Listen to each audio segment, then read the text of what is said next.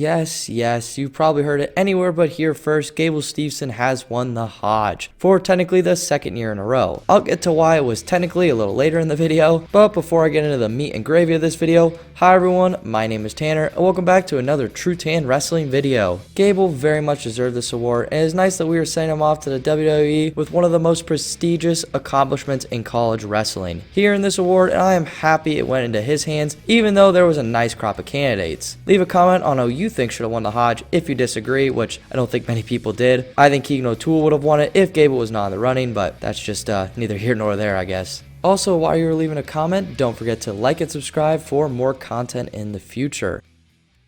Now let's really talk about some Gable Steveson with a little before college talk, starting with his nice Happy Valley... Wait a minute.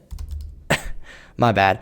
With a nice little Apple Valley, Minnesota, where Gable Steveson was a 4-time state champ at heavyweight. But his younger accomplishments did not end there. Yes, Gable was a dominant figure and a destroyer of worlds way before he was in the Minnesota singlet. Like I said, he won all the high school accomplishments you could ask for, and he was a cadet and junior world champ, along with winning Who's Number 1 over Jordan Wood, fun fact. So yeah, he was a stud in Minnesota, so why not take your talents to your hometown college and start becoming a household name on the college scene? And that's exactly what he did, going to the University of Minnesota to become a Gopher. At Minnesota, we all know how he became a 2-time national champ and a 3-time All-American place winner and a 4-time All-American due to the COVID year taking one of his chances away. With that point out of the way, his freshman year started just how you would think it would, in a super dominant fashion. I remember his first match against Derek White of Oklahoma State. He was so dominant. I believe he majored him. To put that into perspective, I believe Gable was sitting in red shirt and it just got pulled for him to come out, and he beat an eventual national finalist that year in a very dominant fashion. Also, to jump back to his high school days a little bit, he also wrestled at the Daktronics Open and was beating several college guys during high school already.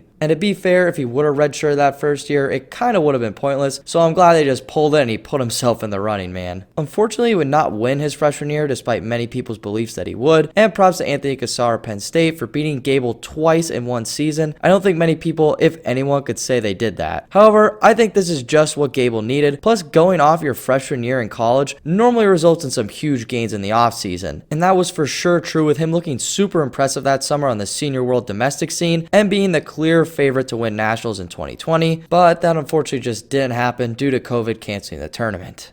Story of my life, am I right? Then, after literally probably straight train on Gable's part during quarantine, he entered into his third season looking meaner than ever before, and if you thought he reached a peak before, oh no, he was just getting started. He literally cruised to a national title in the short 2021 season, and I don't think I've ever seen another human totally work other grown men the way he did this season. He was clearly searching for the Hodge with his bonus rating being through the roof, but there was just one little problem. There was a little guy named Spencer Lee in his way. Yes, we all know the story of Spencer Lee and Gable Steveson. Both were undefeated with crazy percentages ending their third season. Then, of course, the committee gave them both the Hodge, which if I had a YouTube channel at the time, I would have gave my piece on it. But for now, I will just give the short version. I think it was dumb. And looking at the landscape now, it all played out anyway, with Gable Steveson getting his single Hodge this year, LOL, to himself. And of course, Spencer Lee can get another one probably next year if his bonus rate and dominance returns, which it more than likely will. Nevertheless, they both earned that reward last year, but the wrestling community was not very happy. Then we fast forward to this year finally, and yes, Gable Steveson became the single Hodge winner with a pretty tough field, but nothing like Nolt versus Nickel race, or heck, last year was Spencer Lee and Gable. Gable once again dominated everyone this season, and I thought maybe he would look a little off since he was focusing on some WWE stuff, but nah, he still looked great, if not better than I've ever seen him before, which is impressive to say the least. He also won some kind of tournament this summer, you know, the Olympics. I don't know what that was all about, but for real, he also won the Olympics before this season, and my boss at the time, who's never seen wrestling, saw the clip of Gable winning in the last couple seconds and the dramatics that filled that match, and he was posting it all over the message boards at work. It was kind of insane, and he literally became a household name overnight. I know he was pretty dominant on wrestling Twitter already and pretty famous in our world, obviously, but there's no wonder he got into the WWE so fast. He literally became a household name with everybody. I would like to say congrats to Gable Steveson. He truly earns this Hodge Award, and I am really happy he came back for one more season as a Gopher. As a wrestling fan, it was fun seeing him truly perform at the highest level one more time, and it was awesome seeing him put his shoes down on the mat. Maybe I'll come over to TNT or whatever the WWE is on now and check you out. Here the Casters are doing pretty well over there too.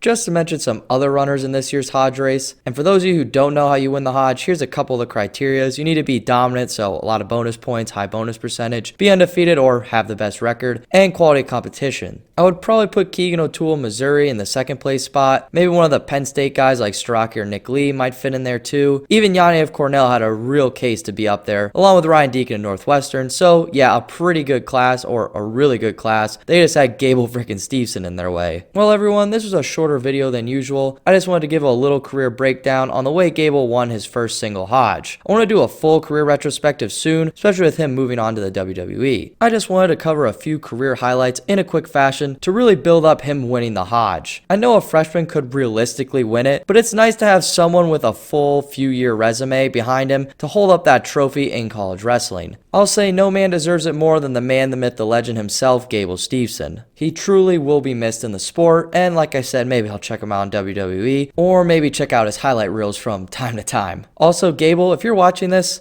hi, big fan. But, yeah, whatever. Well, to all the Gophers or Gable fans out there, thank you very much for watching. And if you stayed this long, consider hitting that like button. Or if this is new content for you, consider hitting that subscribe button for more TrueTan wrestling content. Also, consider supporting me on Patreon. That would be greatly appreciated to help me grow the channel and my business overall. And don't forget to follow my new Instagram and old Twitter, where I solely focus on TrueTan Wrestling channel updates, along with giving wrestling updates and my discussion on the sport. Now, I hope you all enjoyed this video, and I will see you all in the next one. Take care, everybody.